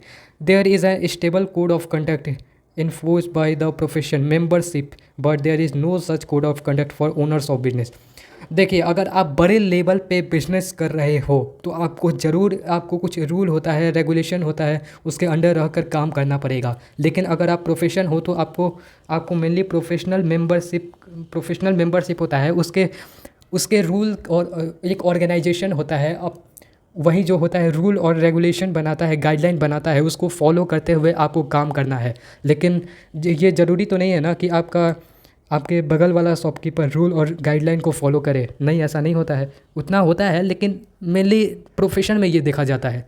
एडवर्टाइजमेंट का जब बात करते हैं, a professional such as charter accountant can not advertise himself. जो कि एडवर्टाइजमेंट में हम लोग देखते हैं कि एक चार्टर अकाउंटेंट है, सीए है, तो वो अपने आप को क्या एडवर्टाइज़ करेगा, वो अपने आप को कैसे एडवर्टाइजमेंट कैसे करेगा। लेकिन वहीं अगर बिजनेस है तो बिजनेसमैन अपने बिजनेस को एडवर्टाइज़ कर सकता है। देखते हैं ना, अलग अलग कंपनी का ऐड आता है तो वही बिजनेस का ऐड होता है। लेकिन एक प्रोफेशन में उतना होता है लेकिन उतना काम नहीं आता है। चार्टर्ड अकाउंटेंट हो गया, एमबीबीएस, ये लोग क्या अपने आप को एडवर्टाइज़ कैसे करेंगे, नहीं कर पाते हैं।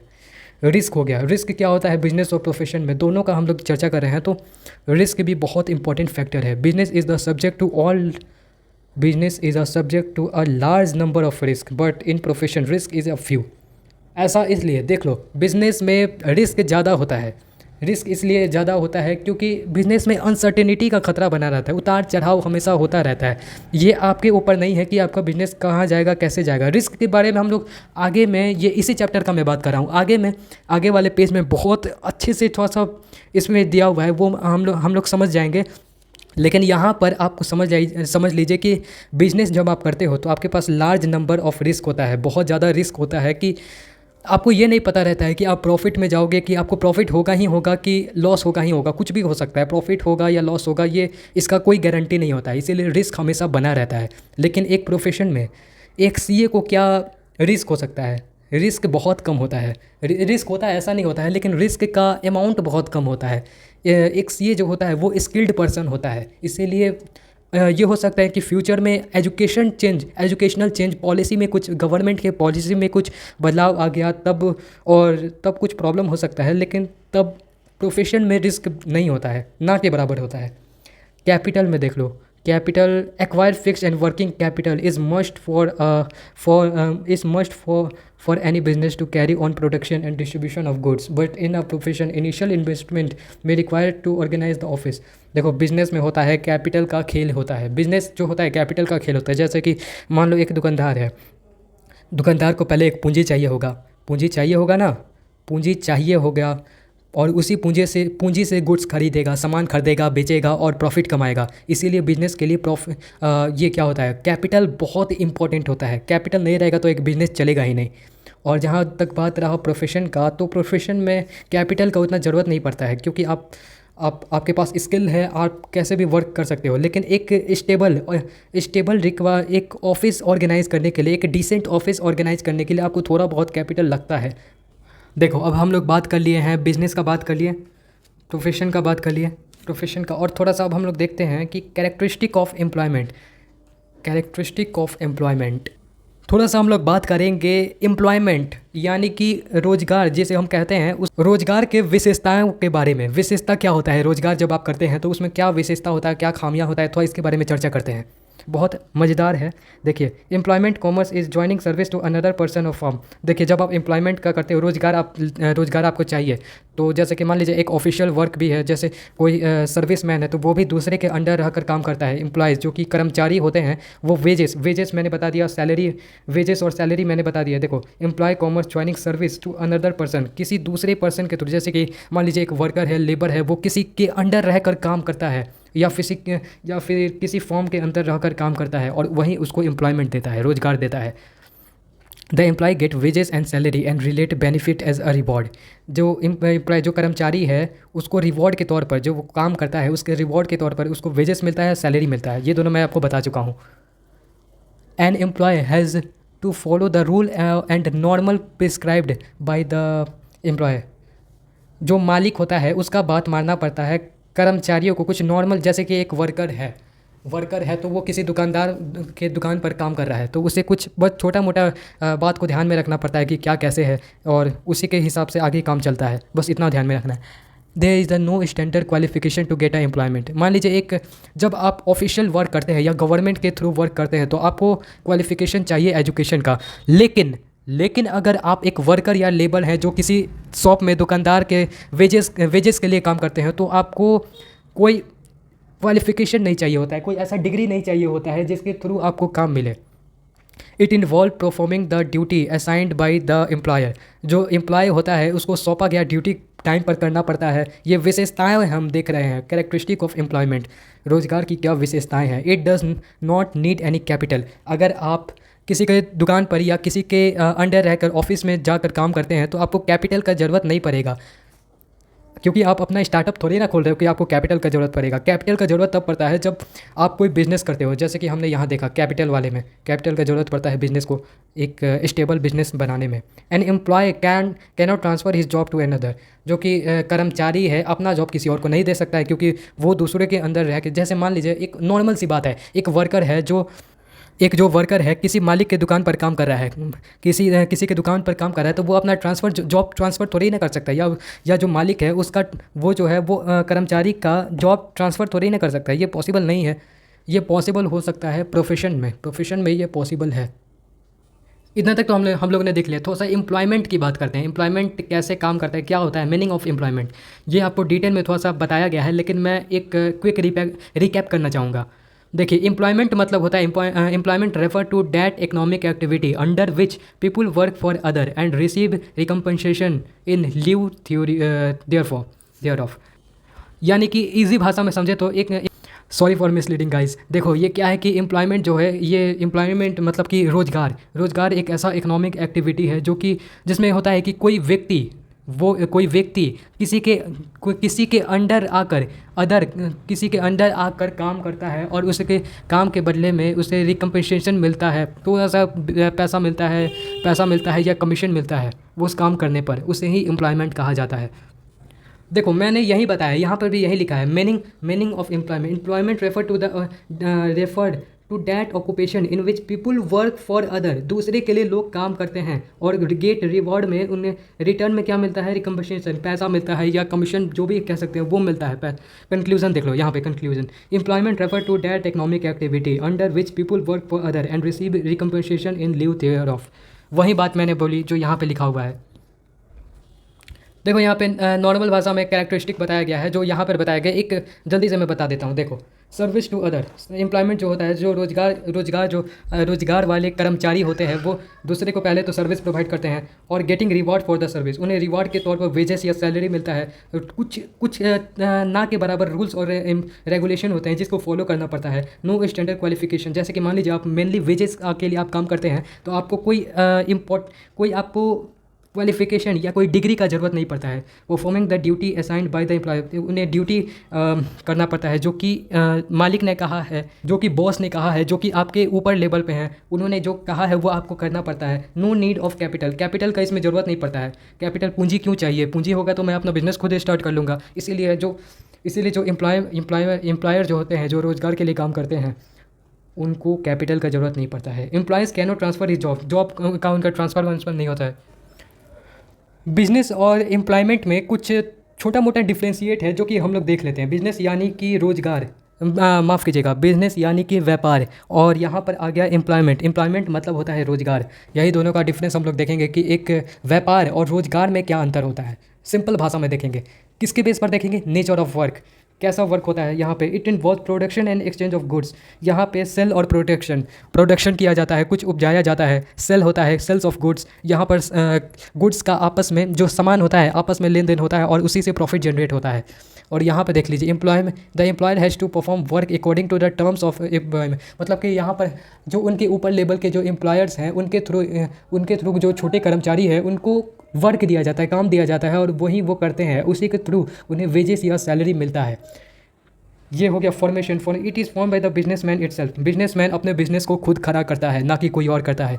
Employment start with the appointment letter and service, जब आप किसी के दुकान पर या कहीं भी रोजगार के लिए जाते हैं तो आपको एक लेटर देना पड़ता है या अपॉइंटमेंट के लिए उस दिन जाना पड़ता है, बातचीत करना पड़ता है और आपका डायरेक्ट होता है कि हाँ कल से आ जाइए। ऐसा कैपिटल में होता है कि बिज़नेस का खुद का कैपिटल चाहिए होता है, और यहाँ पर होता है कि इसमें होता है कि पूंजी बिजनेस का खुद चाहिए होता है, और यहाँ पर होता है कि capital is not required in employment में मैंने बोला है कि कैपिटल का ज़रूरत नहीं पड़ता है। आप दूसरे के यहाँ जाकर काम करते हो इसीलिए आपको कैपिटल यानी पूंजी का ज़रूरत नहीं पड़ता है। एलिमेंट ऑफ रिस्क होता है बिजनेस में ज़्यादा। बिजनेस आपका खुद का है इसीलिए आपको रिस्क रहेगा, लेकिन एम्प्लॉयर, आप एक कर्मचारी है तो एम्प्लॉयमेंट कैन नॉट बी, देखिए यहाँ क्या है, there is no risk in employment, कोई भी रिस्क नहीं रहता है। अगर लॉस होगा भी तो बिज़नेस का होगा या जो जहाँ पर आप काम कर रहे हैं उनका होगा, आपका नहीं होगा। आप डेली बेस पे या मंथली बेस पे काम कर रहे हो। यहाँ पे फॉर्मेशन हो गया, नो मिनिमम क्वालिफिकेशन की बात की जाए तो नो क्वालिफिकेशन रिक्वायर्ड, उतना कुछ क्वालिफिकेशन इसमें रिक्वायर्ड नहीं होता है। Qualification depend on the nature of job. जैसे कि मान लीजिए आप वर्कर का काम कर रहे हो तो आपको वर्कर में क्या क्या स्किल चाहिए होता है उसका बस आपको जानकारी होना चाहिए। जैसे कि आप ऑफिशियल वर्क कर रहे हो तो आपको थोड़ा बहुत क्या ऑफिशियल वर्क की जानकारी होनी चाहिए, तब आप सेलेक्ट होगे। रिवॉर्ड की बात करें तो रिवॉर्ड में आ जाता है प्रॉफिट के लिए, और इसमें होता है कि वेजेस सैलरी या कमीशन के थ्रू आपको पैसा मिलता है। फिर रिकम्पनसेशन में सफ़र लॉस ऑल्सो। इसमें देखो, इसमें रिम्यूनरेशन में क्या होता है कि विथ प्रॉफिट तो होता है लेकिन लॉस भी हो जाता है। इसीलिए बिज़नेस एक सेल्फ एम्प्लॉयमेंट वाला चीज़ है जिसमें लॉस होगा तो आपका होगा, प्रॉफिट होगा तो आपका होगा। और यहाँ पे नीचे देखते हैं बिज़नेस में, प्रोफेशन में और एम्प्लॉयमेंट में क्या क्या अंतर है, ये आपको पता चल जाएगा जब आपको पता रहेगा कि बिज़नेस किसे कहा जाता है, प्रोफेशन किसे कहा जाता है, एम्प्लॉयमेंट किसे कहा जाता है। अगर आपको ये पता रहेगा तो आप ईजिली किसी भी चीज़ को आप टैकल कर सकते हो, आप एग्ज़ाम में भी लिख सकते हो। जैसे कि देखो यहाँ पे mode of stability, start after completing the legal and informative, और कुछ ज़रूरतों के साथ आप बिज़नेस को स्टार्ट कर सकते हो। Start with the getting certificate from the office. आपको प्रोफेशन में एक डिग्री चाहिए होता है,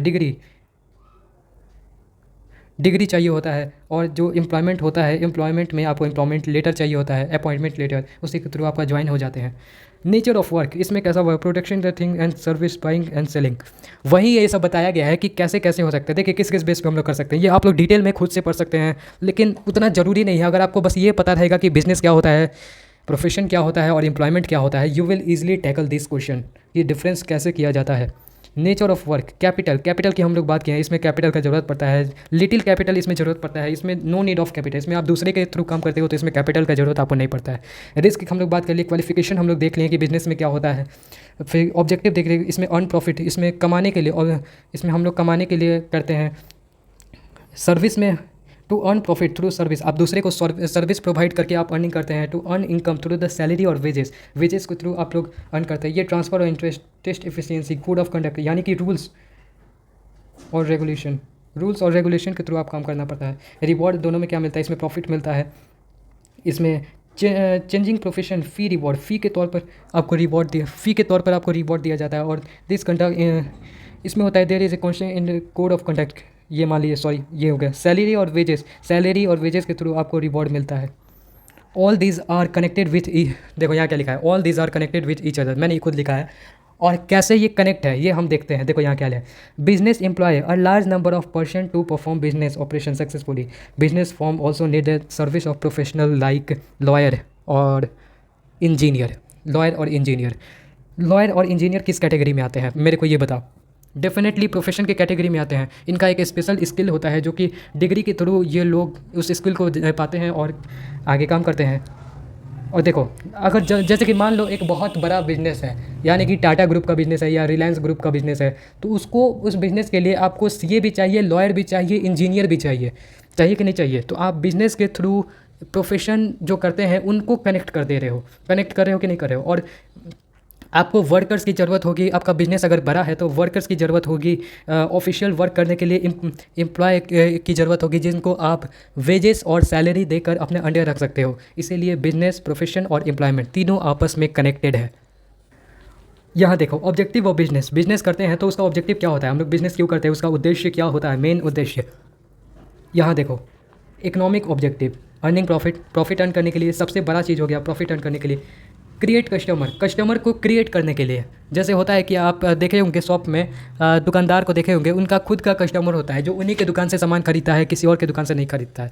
तो ऐसा क्यों होता है, क्योंकि उस बंदे ने कस्टमर को क्रिएट किया है, बना लिया कस्टमर कि वो मेरे दुकान से ही खरीदेगा, ऐसे बिलीव दिलाकर कि हाँ मैं जो प्रोडक्ट या सेल करूँगा वो अच्छा करूँगा।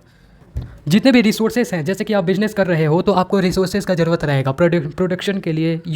यहाँ क्या ऑप्टिमाइजेशन, यूटिलाइजेशन ऑफ रिसोर्सेज, आप उन रिसोर्सेज का बस आप सही से इस्तेमाल कर दोगे तो ये एक इकोनॉमिक एक्टिविटी में आ जाएगा, एक सही से इकोनॉमी का इस्तेमाल किया जाएगा। देखो एक बिज़नेस जो होता है इनोवेशन पे चलता है। Business is the soul of innovation is the soul of business in modern time में इनोवेशन, नया अगर इनोवेशन होगा वही जो आत्मा होता है बिज़नेस का, उसी के थ्रू बिज़नेस चलता है। और कैसा मैं इनोवेशन की बात कर रहा हूँ, जो इनोवेशन होता है रिसर्च और डेवलपमेंट के थ्रू आपको मिलता है। रिसर्च करेंगे, डेवलपमेंट करेंगे, नए नए आइडियाज़ को खोजेंगे, तो बिज़नेस में तरक्की बढ़ेगी तो देश का विकास होगा। इसीलिए इकोनॉमिक ऑब्जेक्टिव, इसमें इकोनॉमिक ऑब्जेक्टिव में हम लोग अर्न प्रॉफिट पढ़ें, क्रिएटिंग कस्टमर पढ़ें, ऑप्टिमाइजेशन यूटिलाइजेशन ऑफ रिसोर्सेज पढ़ें, इनोवेशंस पढ़ें। देखो यही चीज़ यहाँ पर सिंपल भाषा में बताया गया है। ऑब्जेक्टिव ऑफ बिजनेस में इकोनॉमिक ऑब्जेक्टिव होता है, सोशल ऑब्जेक्टिव होता है और ह्यूमन ऑब्जेक्टिव होता है। देखो यहाँ पर है कि देखो मैं क्या बोल रहा था शुरू में कि जब आप बिज़नेस करते हो, पहले ही मैं बता चुका हूँ, ज़रूरी नहीं है कि सिर्फ आप प्रॉफिट के लिए बिज़नेस करो। इकोनॉमिक ऑब्जेक्टिव तो होगा कि हाँ आपको प्रॉफिट अर्न करना है, लेकिन कस्टमर को क्रिएट करना है इनोवेशंस के लिए। इनोवेशंस आपके हर काम में आ सकता है, ज़रूरी नहीं है कि सिर्फ आप अपने बिजनेस के लिए इनोवेशन कर रहे हो। आगे आने वाले देश के तरक्की के लिए, फ्यूचर के लिए, वर्ल्ड के अर्थ के तरक्की के लिए आप ये काम कर सकते हो इनोवेशंस का। सोशल ऑब्जेक्टिव हो सकता है कि क्वालिटेटिव प्रोडक्ट, और आप एक अच्छा और सस्ता प्रोडक्ट को आप सेल करके आप सोशल वर्क कर सकते हो।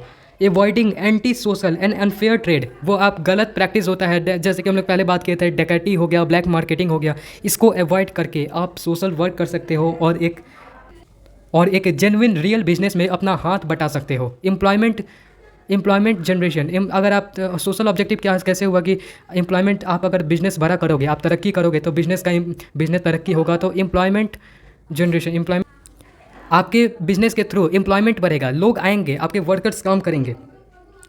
एम्प्लॉयर वेलफेयर, जो आपके कर्मचारी हैं उनका कल्याण होगा जब आपके सोशल ऑब्जेक्टिव, अगर आपका बिजनेस अच्छा सा ग्रो कर रहा है, चल रहा है तब। कम्युनिटी सर्विस यानी कि एक कम्युनिटी के लिए पूरे जितने के, जैसे कि मान लीजिए आप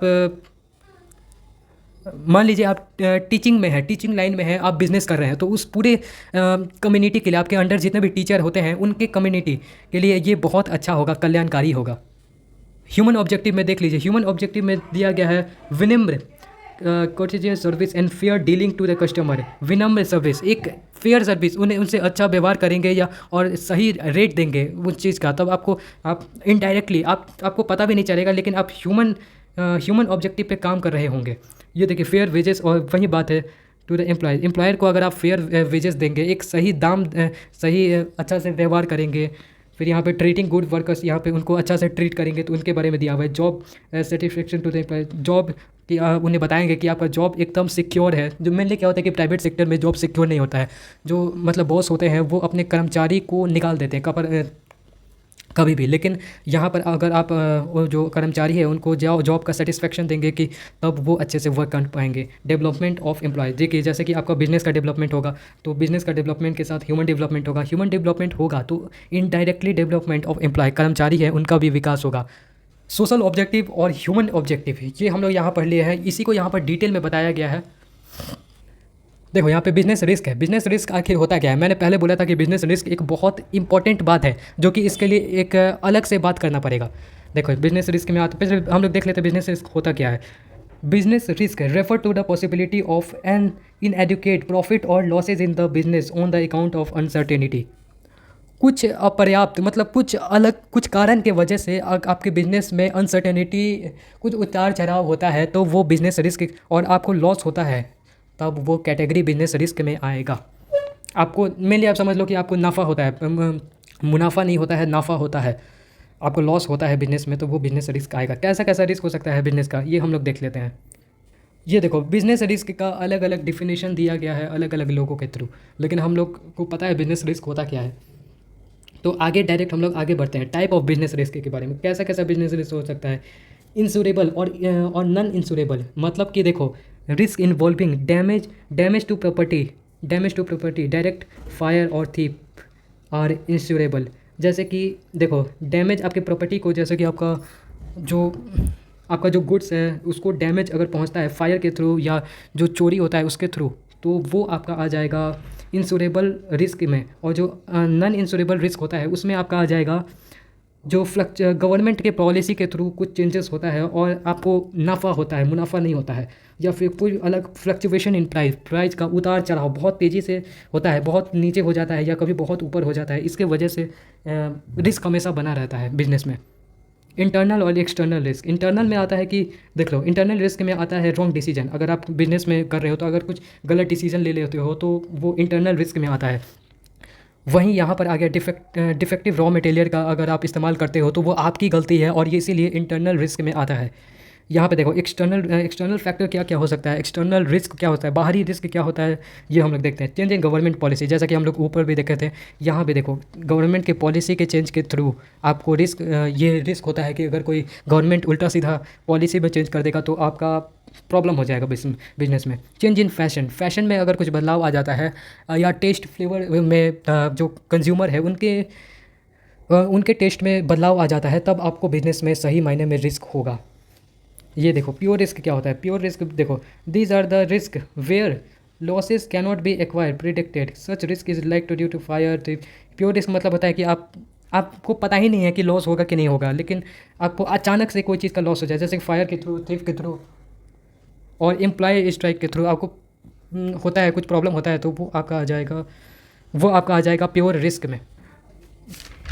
देखो यहाँ एक बहुत ही इंपॉर्टेंट बात किया गया है, profit is the reward of risk taken. अगर आप प्रॉफिट लेते हैं, अगर आप मान लीजिए कि रिस्क लेते हैं, हाई रिस्क लेंगे और उसमें अगर आपको मुनाफा हो जाता है तो वो मुनाफा एक रिवॉर्ड के तौर पर आपको काम करेगा, वो प्रॉफिट हो जाएगा आपका। Effort to avoid risk creation, effort कैसे कैसे हम रिस्क को कम कर सकते हैं, इसके बारे में तो आप चर्चा किया गया है यहाँ पे। देखो क्या कभी कभी होता है कि कुछ some time a businessman reduce his price, इस मंसूबे से प्राइस को कम कर देता है बिजनेसमैन कि शायद उन्हें उनके कॉम्पिटिटर हैं वो भी प्राइस कम कर लेंगे, लेकिन ऐसा होता नहीं है। और जो प्रॉफिट मिलना चाहिए वो जो अपना वाला बिजनेसमैन है उसको नहीं होता है, इसीलिए वो लॉस में चला जाता है। ये हम लोग देख लिए। बिजनेस रिस्क का कारण क्या हो सकता है, नेचुरल कॉज हो सकता है, जैसे अर्थक्वेक हो गया या क्लाइमेट चेंज हो गया या कोई सूखा पड़ गया या कोई सूखा पड़ गया, अकाल आ गया, ये सब मतलब कोई डिजास्टर हो गया, नेचुरल डिजास्टर, सुनामी जैसे ये सब हो गया, तब वो बिजनेस रिस्क में आता है। जियोलॉजिकल रिस्क में तुम्हारा अर्थक्वेक आता है, जिसमें आपका अर्थक्वेक के थ्रू अगर हाई बिल्डिंग को नुकसान पहुंचता है तो वो जियोलॉजिकल रिस्क में आता है। सीजनल रिस्क में आकर फ्लड आ गया, बहुत बार आ गया, फ्लड आ गया, स्नोफॉल हो गया, फायर हो गया, इसके कारण आपको होता है। अगर स्नोफॉल हो गया या आग लग गया कहीं पर भी, उसके थ्रू वो सीजनल रिस्क होता है। अदर नेचुरल क्लाइमिनेशन, कुछ आपदा आ गया जैसे कि लाइटनिंग के थ्रू आपका प्रॉब्लम हो गया या एडवर्स चेंज इन एटमॉस्फेयर में कुछ बदलाव आ गया ऐसा, उसके वजह से आपको प्रॉब्लम हुआ, तो वो अदर नेचुरल क्लाइमेशन आपदा में आता है। ह्यूमन कॉज के कारण भी हो सकता है। देखो एक अदर नेचुरल इसके कारण हो सकता है ह्यूमन कॉज में मैं इंक्लूड करना चाहूँगा वॉर को। अगर किसी दो देश के बीच में जंग होता है तब रिस्क बहुत हो जाता है कि बिजनेस को वो अफेक्ट करे। रशिया यूक्रेन वॉर के बारे में तो आपको पता ही होगा, कैसे रशिया की इकोनॉमी पूरी तरह से डाउन हो गई थी, वहाँ का बिजनेस ठप पड़ गया था। देखिए ह्यूमन कॉज बहुत अलग अलग तरह से हो सकता है, लेकिन ह्यूमन कॉज में हम लोग बात करेंगे कि कैसे कैसे ह्यूमन कॉज हो सकता है, कैसे कैसे मानव के कारण रिस्क बढ़ता है बिजनेस में, उतार चढ़ाव का। ये अलग अलग चीज़ है, ये हम लोग देखते हैं, लेकिन हम लोग डायरेक्ट कंक्लूजन की तरफ बढ़ेंगे क्योंकि उतना देखने का फ़ायदा नहीं है कुछ। Business risk arise due to the uncertainty के थ्रू बिजनेस रिस्क उतार चढ़ाव बढ़ता रहता है, इसीलिए रिस्क का खतरा भी बढ़ता है। Risk is the essential part of every business. अगर बिजनेस है तो रिस्क है, एक बात याद रखो, अगर रिस्क ही नहीं है तो बिजनेस कोई फ़ायदा नहीं है, क्योंकि रिस्क और बिजनेस एक प्रोफेशनल होता है, प्रोफेशनल हमेशा काम करता है। Degree of risk depend mainly upon the nature and size of A business. जैसे कि मान लो कि जितना बड़ा बिजनेस है उतना ज़्यादा रिस्क रहेगा और जितना छोटा बिजनेस है उतना कम रिस्क रहेगा। सिंपल सा फंडा है। Profit is the reward of risk taking. अगर आप रिस्क लेते हैं और उसमें आपको मुनाफा होता है, प्रॉफिट होता है, तो वो एक रिवॉर्ड होगा आपका।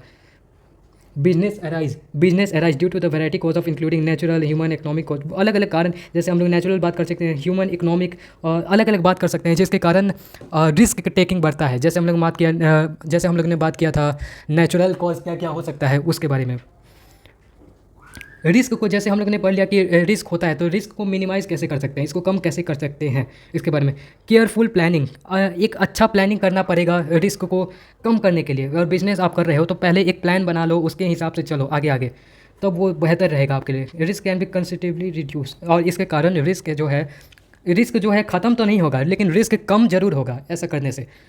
Business should be avoid the risky transaction. अगर रिस्की ट्रांजेक्शन है, आपको लग रहा है कि आपका जो आपसे जिससे पैसा दिया है वो नहीं लौटाएगा, ऐसा करना ही नहीं है, रिस्की ट्रांजेक्शन में नहीं फंसना है।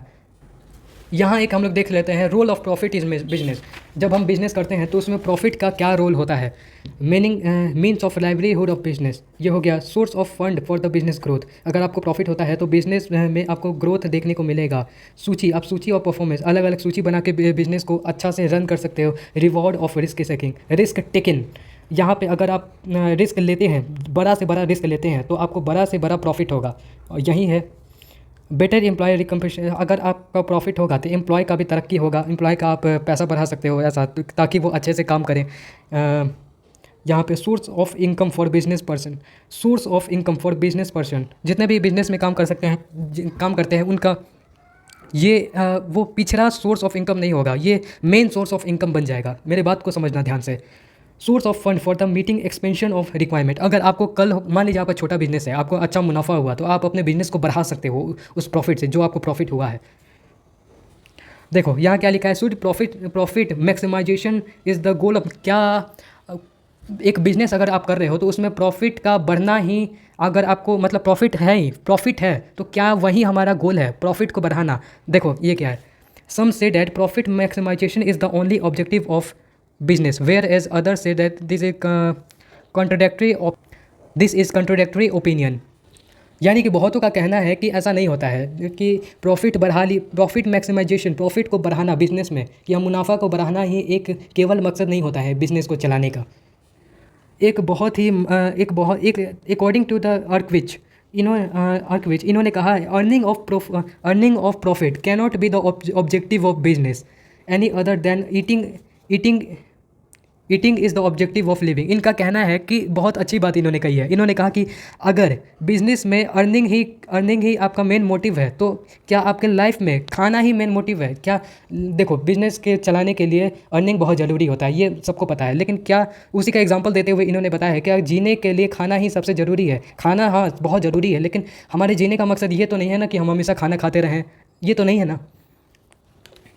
अगर आपको मेरा काम पसंद आ रहा हो तो प्लीज़ लाइक और सब्सक्राइब ज़रूर करना, मैं ऐसे ही रिवीजन वीडियो डालते रहूँगा। गेट